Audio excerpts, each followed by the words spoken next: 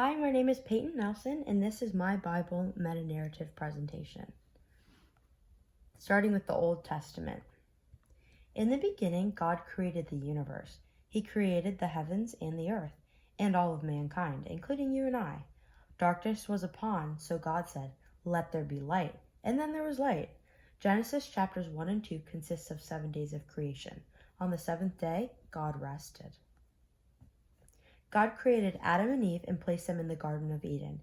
He commanded them not to eat the fruit of the tree, but Eve refused to listen. Eve yielded to the temptations of the evil serpent, and Adam joined with her, eating the forbidden fruit, the apple. This was the moment that sin entered the world. And then came the flood. This was the consequence of the widespread corruption. God's grace preserved the lives of 8 people. They were Noah's family and Noah. Noah had to be righteous to God's favor, and he had God's favor too. God told Noah to bring all living creatures on earth onto the ark. Noah obeyed all of God's commands, and God was really pleased with Noah's offerings and promised to never again destroy the living creatures on earth. Abraham was faithful to God. God declared him Abraham, which means a father of many nations. Abraham had his wife Sarah, and his wife Sarah waited 70 years to have a child. Once they were given one, they were asked to sacrifice their son Isaac.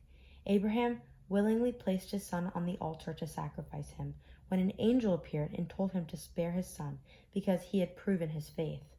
He and his descendants had inhabited Egypt, where slavery was widespread.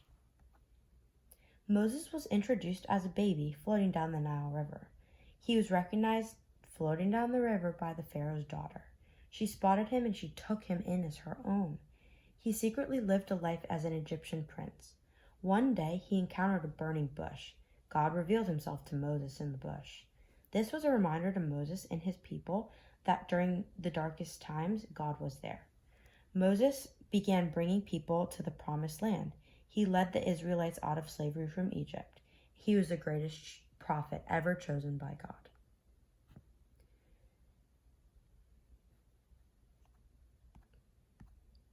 The story of David and Goliath is one of the most popular in Scripture, a lesson of faith, courage, and overcoming what may seem impossible. David heard Goliath mocking Israel and their God. David felt brave and volunteered to fight the giant Goliath. This story is proof of an underdog winning because of God's favor on his side. There were a lot of kings that hold significance in the Bible, but Kings Saul, David, Solomon, and Rehoboam stood out to me.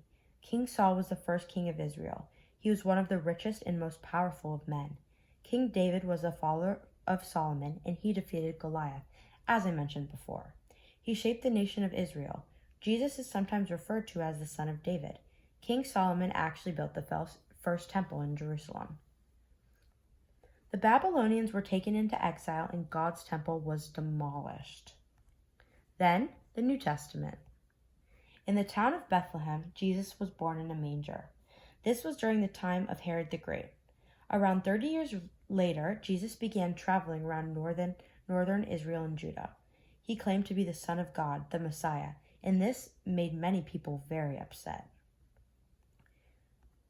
Jesus was followed by his disciples. These followers left their own lives to pursue Jesus and his mission, to show love and grace to others.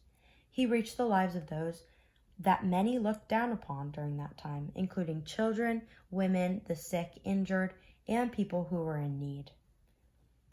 On the day that we now refer to as Good Friday, Jesus was sadly crucified on the cross. He died a gruesome death that he didn't deserve, so that us sinners could be free through his grace.